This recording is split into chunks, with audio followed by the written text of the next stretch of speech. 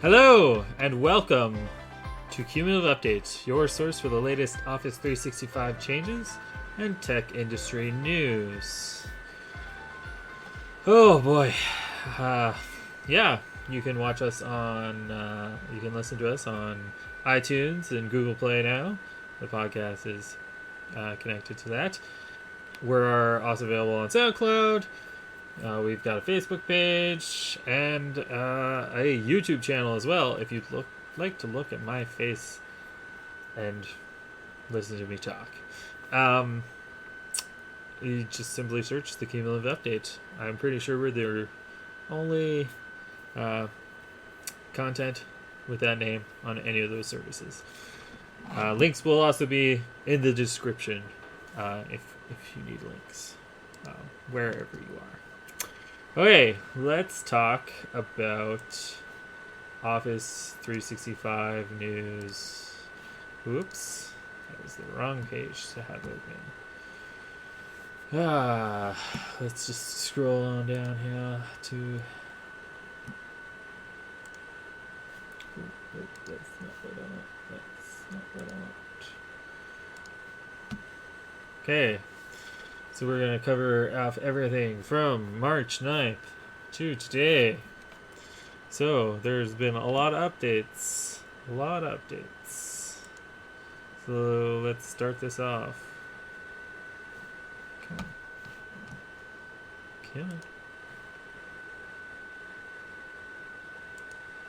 on.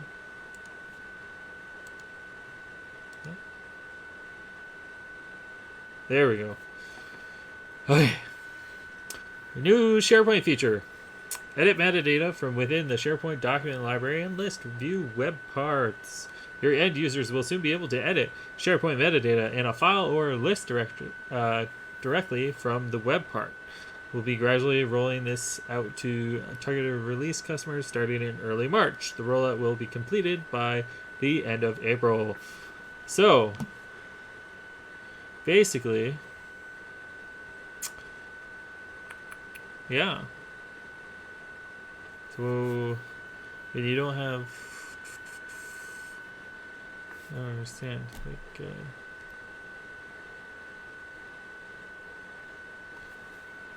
oh, okay. So they're adding this to they're adding this functionality to the actual like list web part for pages, which is fantastic because I'm not really sure why the feature set for the web part is different than the actual list. I mean, all the code is there. There's no reason not to have it other than being lazy.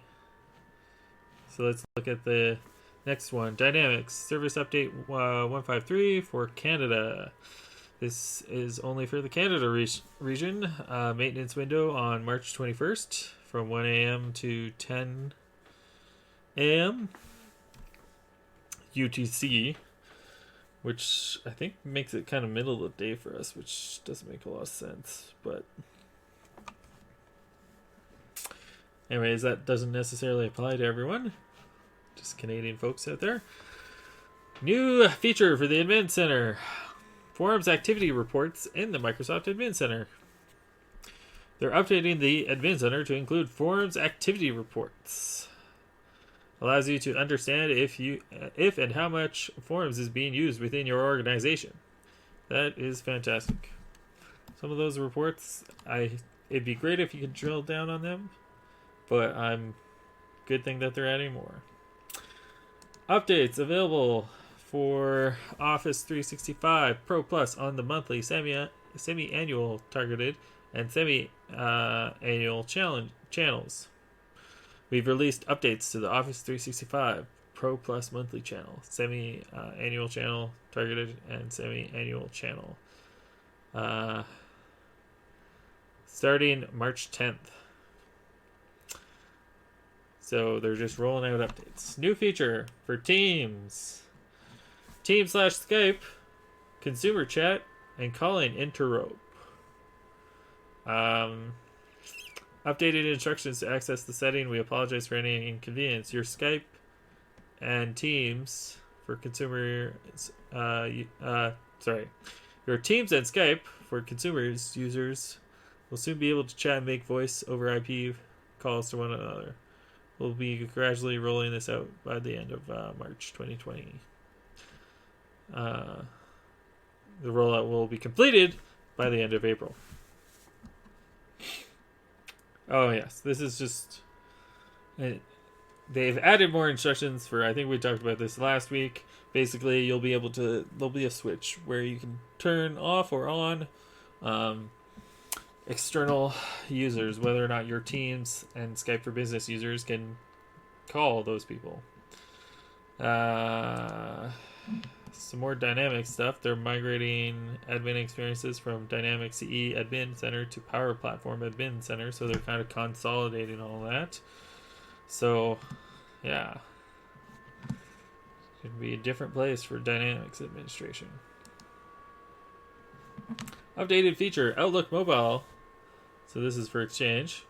Outlook Mobile updates the rollout of privacy settings. In January, we announced that Outlook for iOS and Android would follow the privacy controls on diagnostic and related data that Office sends to Microsoft. When we rolled out this change, the in-app notification advised all users of the change in their privacy settings that occurred. This was not the intended experience. Consequently, we rolled back this change.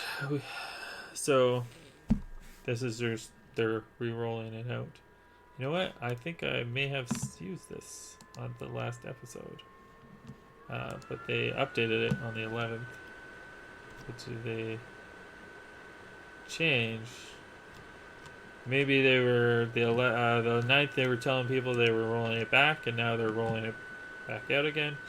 Moving on, SharePoint updating classic SharePoint team site homepages to the modern template. March 12th. In order to give customers more time to prepare for the automatic update, we are adjusting the rollout timeframe. Additionally, based on feedback, we have updated the supporting documentation with additional details. With this update, classic SharePoint team site homepages that have not been customized will be automatically updated to a modern homepage template. We will be gradually rolling this out to targeted release customers in May, previously March. The rollout will be completed by end of June, previously May. So that's very important. If you have team sites, just start updating them to modern, really, because that seems to be what Microsoft is trying to push. And the last thing you want is, maybe your home page is the default page and gets updated to modern, but you've got all these other pages on the site that are custom and only work in classic, and your users are going to be flipping back and forth. So I would suggest just if you can even just add a content editor web part and just put something that's essentially white space in there and save the page to make it custom. I think that's your best bet to prevent the update, but you should be there's no reason. There's a lot of functionality in the modern UI that's been released within the past year, 6 months. Just new stuff. Modern UI is just pushing out all the time. It's hard to stay on top of it. There's really no reason why you should be staying with the classic UI unless there's something specifically that doesn't work in the modern UI yet, or that you can't spend a little bit of development time on to get into the modern UI. Okay, Exchange, updated feature, blocked file types in Outlook on the web. We will be adding some additional file extensions to the blocked file types list. The blocked file types parameter specifies a list of attachment file types, file extensions that can't be saved locally or viewed from Outlook on the web. This change will roll out in early April and will be completed by the end of April. For more information, go here. So let's take a look, see what they're adding to the list of document types.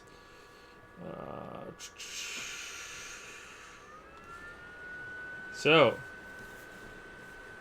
Python scripting, any Python file types, any PowerShell file types, the Windows Click Once file type, Microsoft Data Access Components file type, Windows Sandbox extension. Extensions for digital certificates. So that's like your .zer, .crt. Java programming language. So .jar. Yeah, this is all stuff that you probably don't want running. Yeah, and then there's just a bunch of older stuff that's gonna get blocked just because it's safer to block it than to not block it, even though it only affects kind of like older applications. So yeah, that's great. A lot of those you should probably already have blocked through Exchange Online. If you haven't, do a security review and get that done. Okay, an update for Office 365 in general. Updated feature: Microsoft Secure Score improvement action updates. We're updating Microsoft Secure Score improvement actions to ensure a more accurate representation of security posture. We'll be rolling this out to consumers on March 16th, 2020. That's today. They don't really tell us a lot about what it is that is going on. There is an additional information link, so let's take a quick little peek at that. Yeah.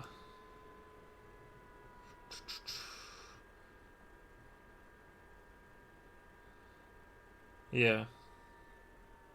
So they're removing some stuff. They're removing quite a bit of stuff, and they're adding some stuff. So that's interesting. A big one would be do not allow mailbox delegation.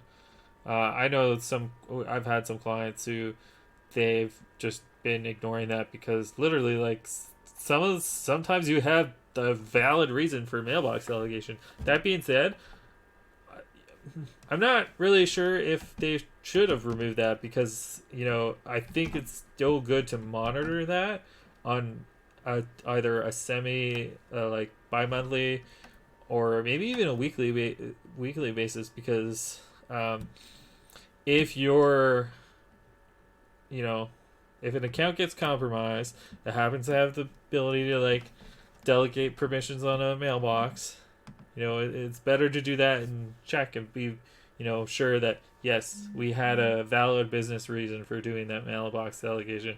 That is acceptable. Not, oops, we weren't checking it and now we have a bigger problem on our hands. So it's interesting. So new feature for Planner, it looks like, or Project. Pending changes to the new project for web for your organization. They're making a change to project, also known as project for the web, that requires an action for you to perform within your organization.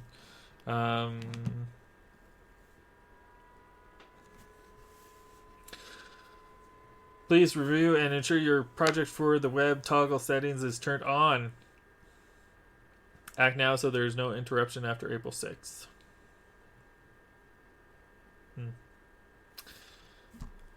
They'll honor the settings we have in place for project for the web after. New SharePoint feature. Or updated SharePoint feature, sorry. SharePoint site swap. So we have updated this message with additional details and resources. We are gradually enabling the capability to swap the location of a SharePoint root site with another site using a new PowerShell commandlet, invoke FBO site swap, as announced in August 2019 and September 2019. We are pleased to extend this feature to customers that have more than 10,000 licenses. Customers with fewer than 10,000 licenses already have this capability. So yeah, for most people, I'd say you already can do this. If you do, then just you've got that new PowerShell commandlet. I would say though that if you're using that commandlet a lot, man, you need to stop. You need to stop doing that. You need to plan out your SharePoint deployment and then implement it. Don't just implement it willy-nilly and then hope for the best and come back later. and you need to do continuous improvement as well. So, yeah.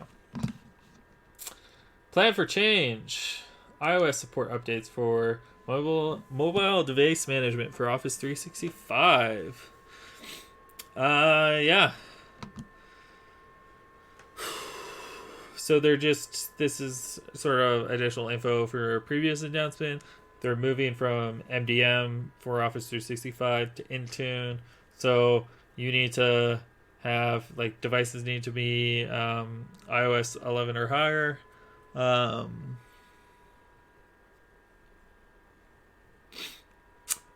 Yeah. So if you don't have a device, so an iPhone 5, 5C, iPad 4th generation, sounds like you're out of luck. You're not going to be able to do device management. You need to buy new devices. Windows support. So the same thing. So Windows 8, Windows Phone 8.1, which nobody has. Windows 10 Mobile, which probably nobody has. So those devices just won't be supported. So get a new device if you've got those. Okay, Teams, awareness of Microsoft 365 temporary feature adjustments to best support our Microsoft 365 customers worldwide and accommodate new growth and demand during these unprecedented times. We're making temporary adjustments to select non-essential capabilities. We do not expect these changes to have significant impact on end users' experience, but want to make you aware. Examples of changes we make include how often we check for presence, the interval in which we show the other party is typing, video resolution. They'll provide further updates to the Management Center post should the situation change. And this is pretty much just because they've, like, if your business is not like remote work capable, if your business is not remote work capable, you should be looking at Office 365. And you should be looking at Office 365 with Teams. And Microsoft is helping you out with that. They're giving you 6 months free with Office 365 E1 licensing, which is, like, pretty nice licensing. That's usually like $30 a month. So they're per person, right? So they're giving you a really good deal by giving you 6 months free.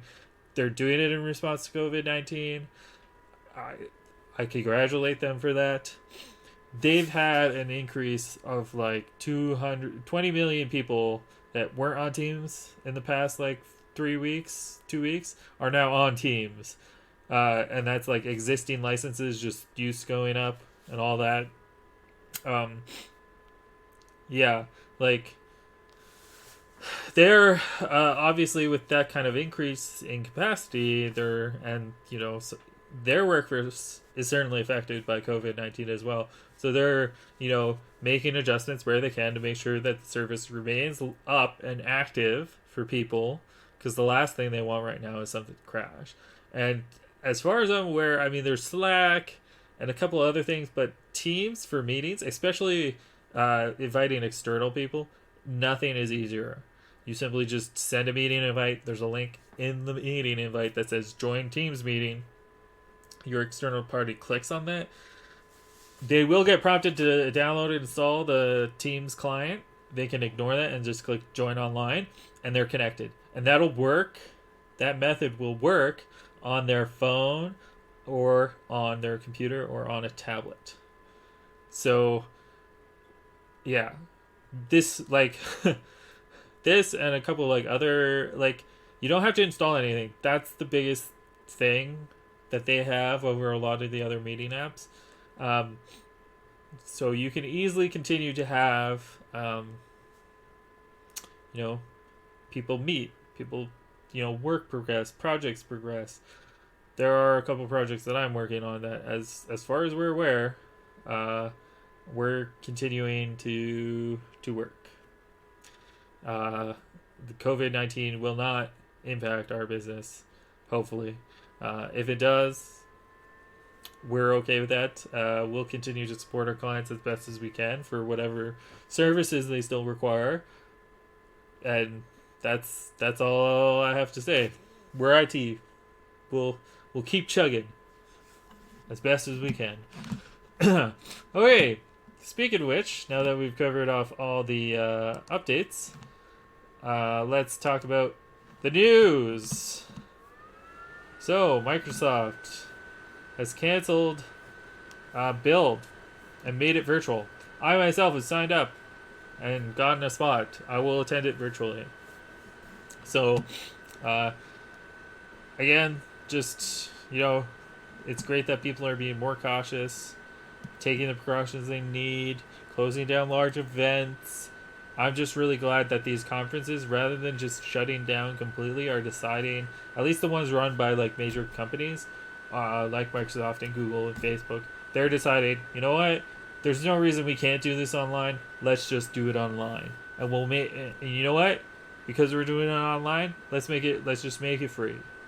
I truly believe that as great as an experience that the conferences are, and I think they do, it is an economic benefit potentially to the city that they're hosted in, and there's a lot of benefit for the people that attend.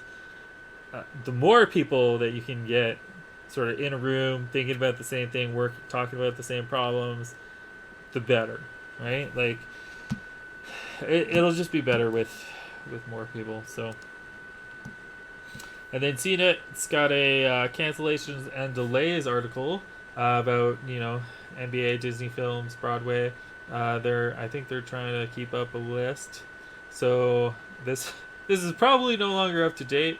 I picked out this article on Friday last week. I thought I was going to record on Friday, and then, I live in Canada. We just shut down our borders to pretty much anyone who's not a U.S. citizen or a Canadian. So, stay safe out there.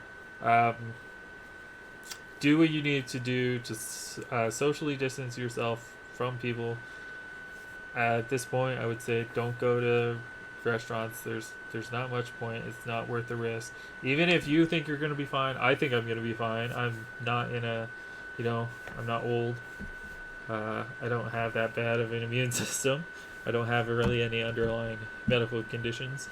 But if you spend time with people who do, then you need to stop doing that if you can, and if you can't, then you need to talk about limiting your contact with other people of your age group, unfortunately. So yeah, NBA, MLS, baseball has been delayed, NHL canceled, just so many things. Museums are shutting down.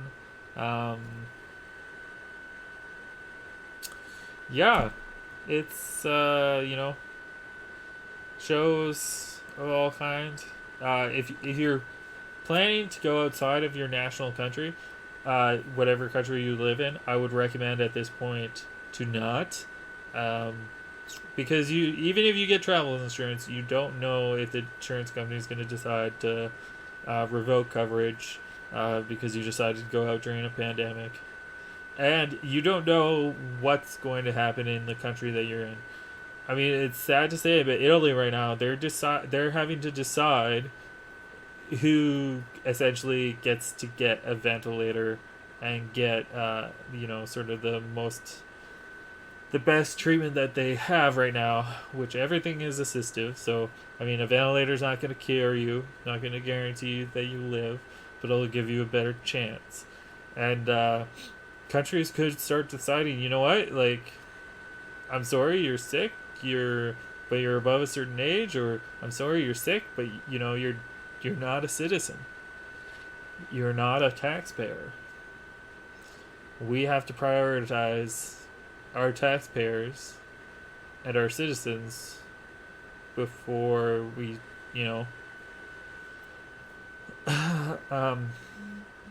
do anything about foreigners. It's a sad thing to say, but that is a distinct possibility in the coming weeks and days. Right now, everybody's, we're trying to do the best. We're trying to support, everybody's trying to support each other, which I think is great. But, they're depending on if this thing slows down or not in the US and Canada, there could be a tipping point where they, unfortunately, officials and hospitals come out and say, look, we're just going to have to turn you away. At this point, we don't have enough machines to save, to help everyone. Not to save, because, again, ventilator won't save you, just increase your odds of recovering. So, yeah. This is, yeah, I don't think this list is up to date, because there's just been cancellations and closures and everything. So, I won't go through this all. Originally, I was planning to. So, good thing though, in China is starting to recover, and Apple has reopened all China stores in all their stores in China. Canada, they've closed them all. I think in the US they may have as well. Definitely, just if you're going somewhere, call before going, I guess, because if you still really feel like you need to go. One good thing for, maybe not for the States, but for Canada, definitely, coronavirus could force ISPs to abandon data caps forever. Most people in the States probably, I would say, on general, already have unlimited internet, I feel, or at least very high caps. Canada, it's gotten better in the past, 5 years, but for a very long time, you were paying for 100 gigs or 150 gigs or 200 gigs, and that was it. And if you went over, you started paying essentially a mobile phone overage charge. It would be, per megabyte that you went over, you'd be paying $10. You could easily blow through your data cap, and then the fees would just get ridiculous. I myself have unlimited internet. My parents also have unlimited internet, but there are definitely people who don't. So a lot of the companies have changed that. So now they do get a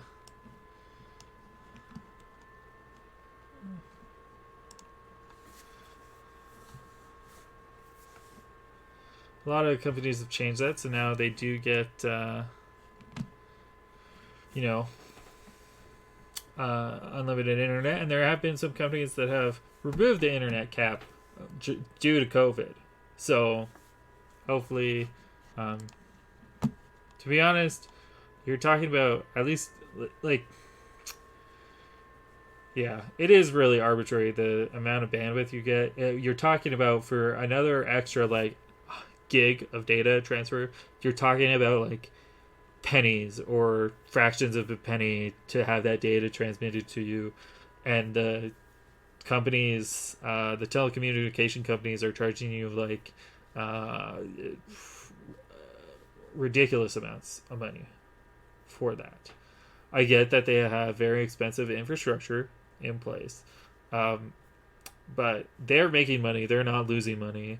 They do not have, as much as they want you to think that they have a problem with money and being able to afford to expand right now, unless the government pretty much just says that you need to expand, or enough consumers start saying well, we're going to switch to this other company because of the fact that this other company is offering faster networking capabilities, they have no reason to upgrade any other systems. Some of the systems, even the fiber optic systems, because we knew about that technology in the 60s and 70s. We just didn't know how it was going to work, but we knew how to make the cable.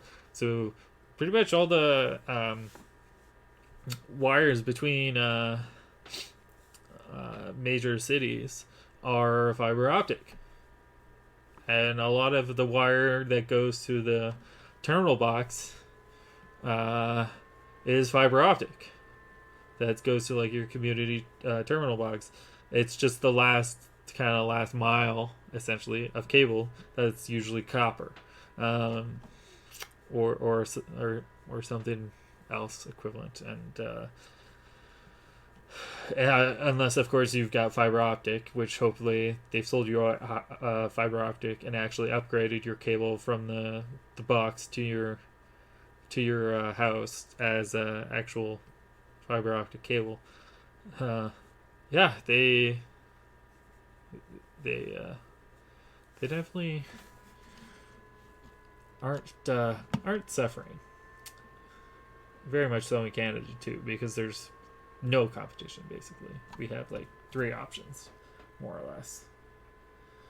Okay, a little bit brighter news: artificial intelligence to rapidly accelerate development in pharma. Yeah, so as people are trying to like sort out a vaccine for coronavirus, they're starting to leverage AI. Alibaba in China actually leveraged an AI to help process potential like CT scans, which they were using to check if somebody had coronavirus at a quicker rate than they normally would. So yeah, there's a lot of potential here. It's good to see that we're actually AI is just starting to mature a little bit in terms of what it can do. So I mean, there's a lot of concerns with privacy and the different things that they need to make sure, but there's just so much opportunity there for AI to help. You can't really argue with the possibilities there. Okay. 2 weeks ago now, the internet avoided a minor disaster.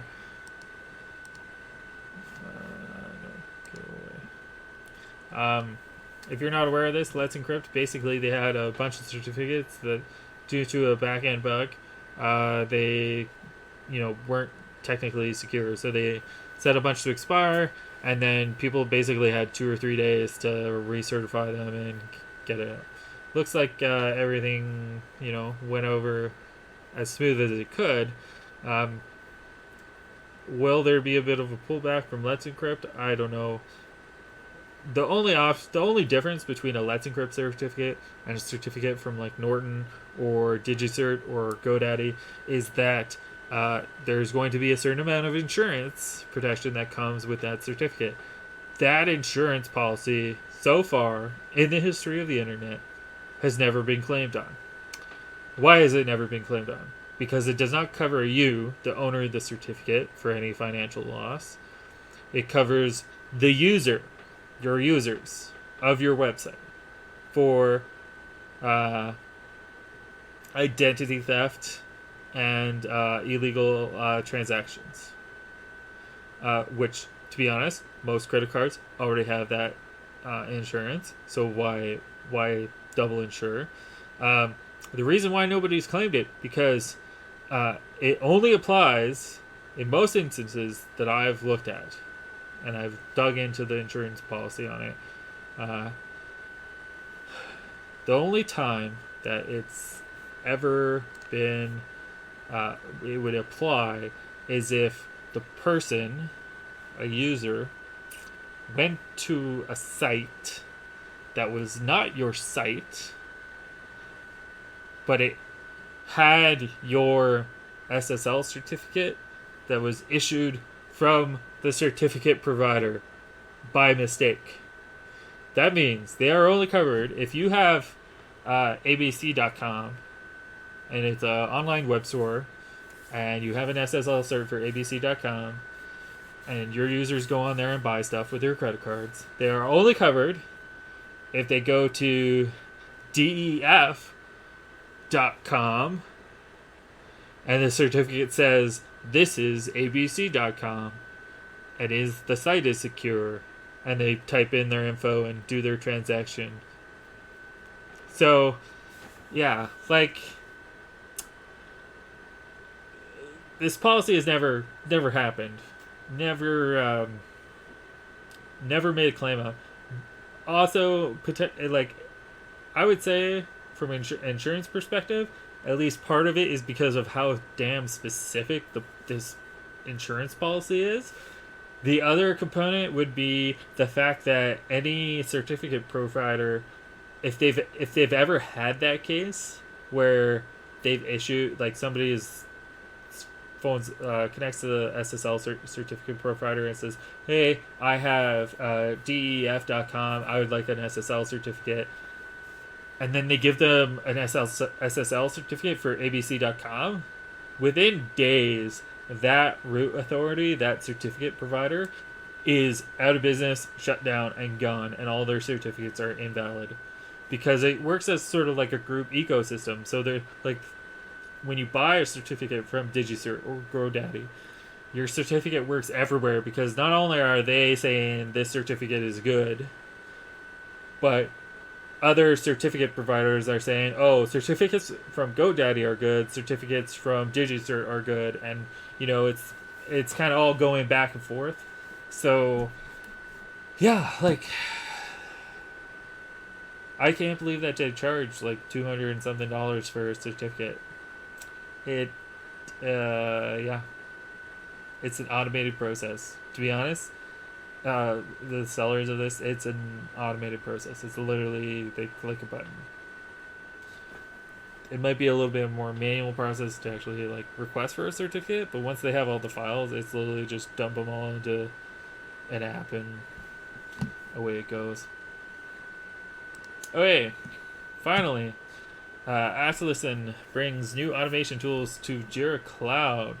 So a few months ago, Atlassian acquired CodeBarrel, behind the popular automation for Jira low-code tool, automating many aspects of Jira. Unsurprisingly, Atlassian then set out to integrate many of these features into the core Jira experience, and today the company is launching these new built-in automation features for all users of Jira Cloud,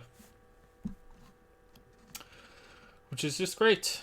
So if you're a free plans, you'll get access to some features. If you're paid, you'll get access to more. So I am not super familiar with Jira, but hey, it's code. It's coding stuff. So if you use Jira, then that's great. Great for you.